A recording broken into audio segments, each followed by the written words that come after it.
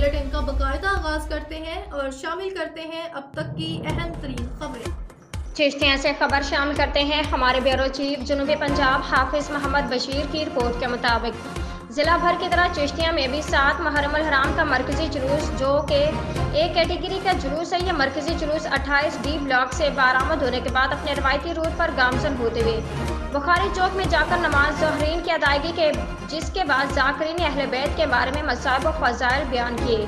मोमिनीन की जान से मातम जनी सीनाफोबी भी की गई। जुलूस के रास्तों पर लंगर और सिबिलों के इंतजाम भी किए गए, जिसके बाद मरकजी जुलूस अपने रवायती रूट पर गामजन होते हुए सेंट्रल पार्क चौक, मनहाज ट्रेवल खत्म नबूवत चौक से होता हुआ शाम का मां बारगाह दर बतूल जाकर इख्तिताम पजीर होगा। इस एक कैटेगरी के जुलूस को पाया तकमील तक पहुँचाने और अमन व अमान के फ़ज़ा को कायम रखने के लिए चिश्तियाँ इंतजामिया की जानब से सिक्योरिटी के फुल प्रूफ इंतजाम किए गए हैं।